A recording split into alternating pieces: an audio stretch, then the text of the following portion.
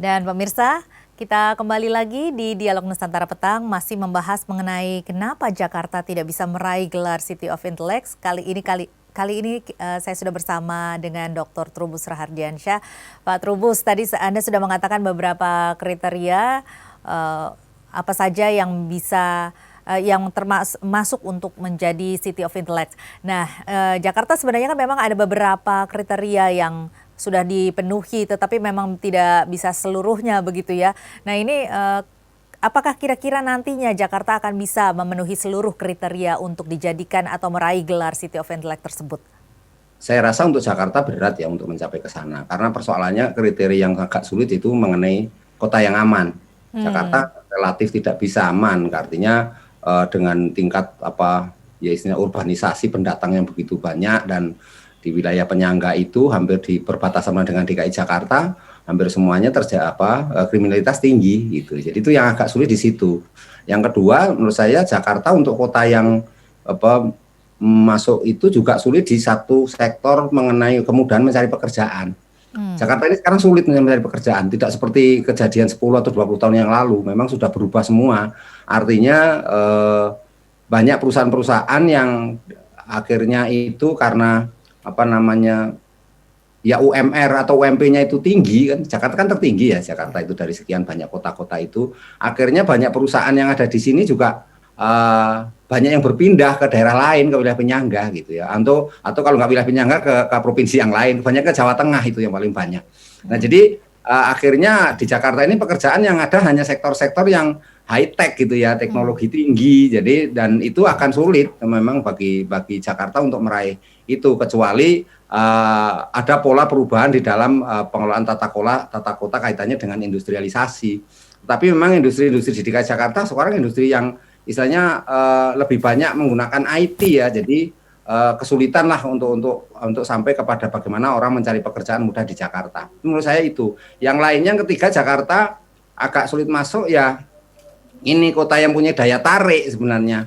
Karena kota yang daya tarik ini lebih banyak di kota-kota lain, misalnya kayak Bali itu justru Denpasar justru lebih menarik gitu. Sebenarnya Jakarta bisa untuk yang ini, tentu dengan satu kepemimpinan leadership yang betul-betul tegas dalam menjalankan kebijakannya maupun di dalam masyarakat ikut berpartisipasi dalam membangun kota secara keseluruhan gitu loh. Cuman ini memang kriteria yang terkait dengan daya tarik ini sebenarnya Jakarta bisa, artinya ada kota tua misalnya gitu ya, ataupun tempat-tempat wisata yang menarik itu juga banyak. Cuman memang selama ini nggak banyak dilakukan oleh DKI Jakarta ya, yang ada itu ya seperti hanya karena mungkin menyandang ibu kota negara aja, jadi kelihatan orang pada datang berduyun-duyun ke sini gitu ya. Tapi sesungguhnya memang nggak menarik gitu. Jadi orang datang ke sini hanya karena lebih urusan administrasi, urusan yang terkait dengan perizinan, bisnis, investasi gitu ya. Tapi kalau investasinya sendiri ya di sini nggak banyak, terutama investasi dalam konteks industri manufaktur yang sebenarnya kan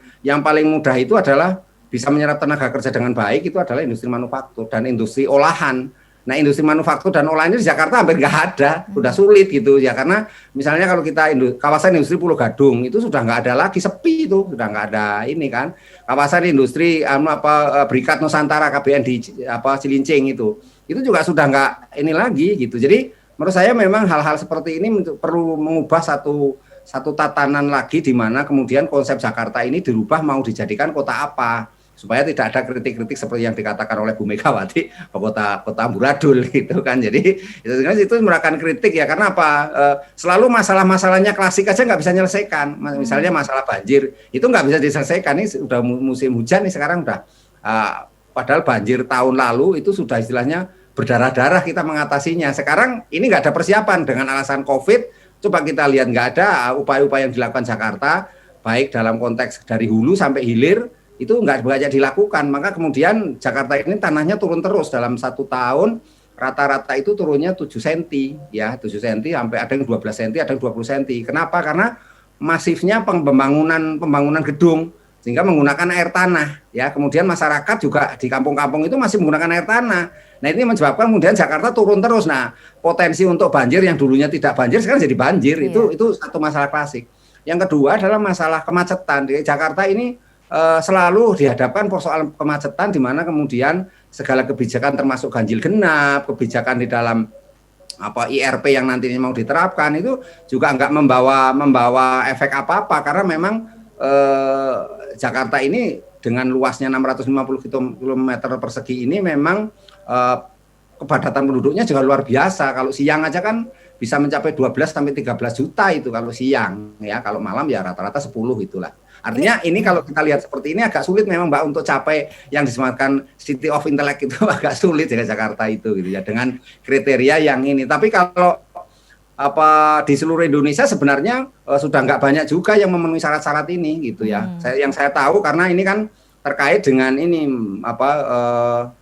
konsep pembelajaran kan sebenarnya konsep pembelajaran di mana mahasiswa itu atau peserta didik ini memperoleh rasa nyaman aman di dalam memperdalam ilmu pengetahuan. Sebenarnya lebih cocok seperti itu kota-kota itu. Tapi di Indonesia itu nggak ada sebenarnya yang dulu saya katakan tadi ya cuma Yogyakarta dulu pernah menempati itu. Tapi sekarang kota-kota seperti Jakarta, seperti Bogor itu ada kampus IPB yang sangat bereputasi juga, itu juga ternyata nggak banyak mempengaruhi secara ini signifikan juga gitu. Atau kalau kita lihat Bandung dengan ada ITB, Universitas Teknologi Bandung, kalau kita lihat universitas yang punya reputasi ya, ITB, kemudian di sana ada Unpad, Universitas Pajajaran, itu juga nggak membawa ini perubahan nggak memenuhi kriteria lah kira-kira untuk sampai dinamakan City of Intellect gitu loh. Jadi Indonesia ini memang dari dulu tidak dirancang seperti itu. Kota-kota itu tumbuh dengan ini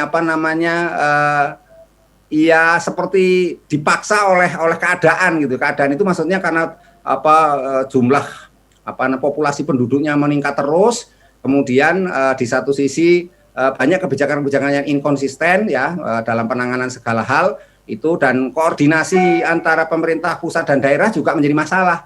Untuk Jakarta ini masalahnya itu, jadi koordinasi pusat hampir semuanya nggak berjalan. Apa yang dimauin pusat berbeda dengan keadaan yang di Jakarta. Di Jakarta dalamnya daerah ya itu tidak sinkron gitu. Yang kedua, Jakarta ini dihadapkan oleh wilayah penyangga. Negara-negara tetangga ini nggak mau gitu ya, nggak mau mendukung Jakarta dalam konteks untuk sampai ke situ karena pada Jakarta ini umumnya sebagai mega city begitu ya Pak Trubus ya. Ini berpengaruh juga ya terhadap sulitnya Jakarta meraih gelar City of Intellect tersebut. Iya, sangat sulit karena kan harusnya sejak awal waktu zaman Pak Gubernur Basuki Cahayapurnama kan atau sebelumnya kita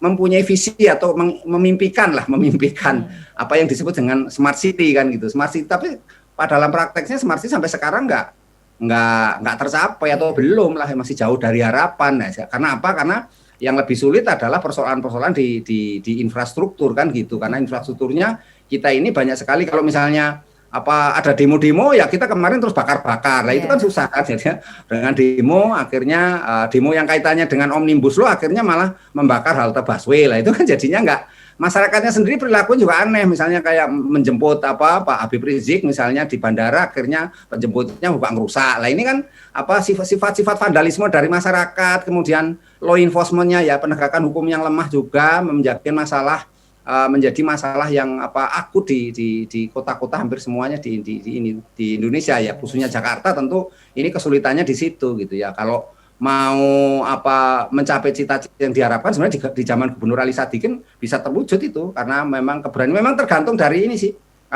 gubernurnya dalam kepemimpinannya itu sendiri ya, koordinasinya memang.